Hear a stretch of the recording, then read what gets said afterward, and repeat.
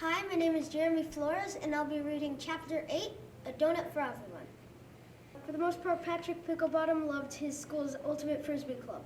It was kind of like football, but they used a frisbee instead, and there wasn't any tackling. Each spring, the team met twice a week for an hour after school to practice. And then they would have games against other schools every Saturday morning. What he didn't care for too much, however, was having to play in a team with Roger Wigglesworth. Roger was a particularly unlikable kid in Patrick's class who was always showing off or giving himself endless compliments. As if that weren't bad enough, Roger also loved picking on smaller kids, trying to get away with some scam or another, and just being generally rude to everyone around him.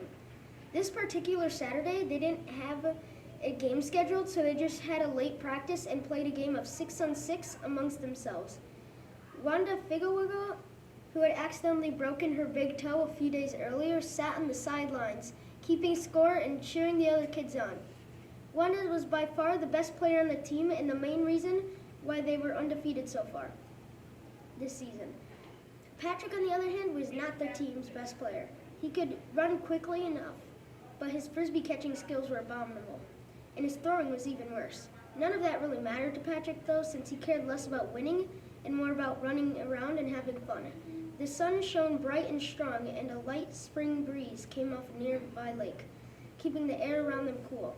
By the time the game was over, Patrick's side lost largely due to his 3 dropped passes.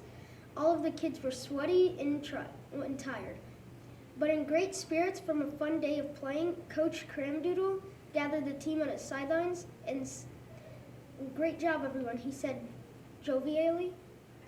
"Nice hustle, all of you. Patrick, you have to keep working on your catching, and Leslie, I want to see you make some better passing decisions.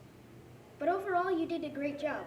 We play like this next week, and we'll be beating the Screaming Comets and make the playoffs for sure."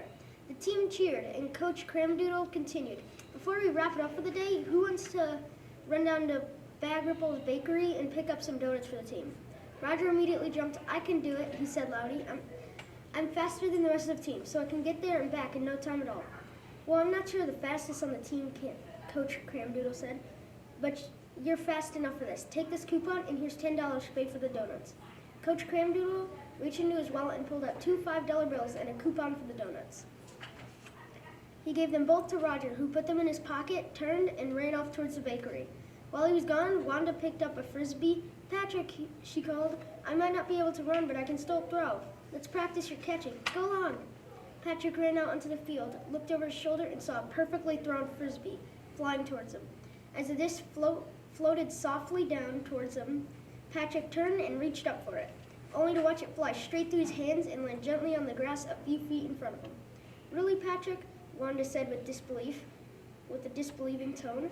"That was the most perfect throw in the history of Ultimate Frisbee. How did you miss it?" Patrick shrugged. "I don't know," he answered. "I just sort of have a knack for missing them." Wanda rolled her eyes. "Okay, let's try again. You'll figure it out eventually." Wanda threw the disc 10 more times, with Patrick missing all but 2 of them. She was about to throw it again when Roger showed up with a box of donuts from the bakery. All the kids, suddenly realizing how hungry they were, ran to the sidelines. Coach Cramdoodle jogged over a few jugs of apple juice. "Roger, can you please hand out the donuts? Everyone who wants a cup of juice, gather around here." As the kids lined up, Roger began handing out donuts to kids, deliberately avoiding Patrick as he did so. As he reached in and took the last donut for himself, he turned the box upside down to show that it was empty. "Sorry, Patrick," he said, clearly not sorry at all. "There aren't enough donuts for everyone. So I thought it was only right that the worst player on the team, that's you, didn't get one." "Hey," Patrick protested, "that's not fair." "Yeah," Wanda said, her mouth full of chocolate frosting and sprinkles. "Patrick tries really hard, and besides, everyone should get one, no matter how terrible a player they are." "What can I tell you?" Roger said mockingly. "I would love for Patrick to have a donut too." This was untrue. Roger didn't like Patrick, and Patrick was well aware of it. Time and again, Roger told a lie or made a false claim. It was Patrick who called him out on it, nearly always embarrassing Roger in front of others. Roger knew he was no match for Patrick intellectually, so he often resorted to petty annoyances to try and get under his skin. There just isn't enough for everyone. I went to the bakery like I promised, gave them a coupon, and they gave me 12 donuts. It's not my fault that there are 13 of us on the team, and only 12 donuts in a dozen. No, Patrick said, snatching a strawberry donut out of Roger's hand. But it is your fault that you ate one on the way back from the bakery. How did Patrick know? You may need to do some extra research to solve this one. What do you think you should look up? Turn to page 97 for the answer. Thank you for listening. Have a great rest of the book.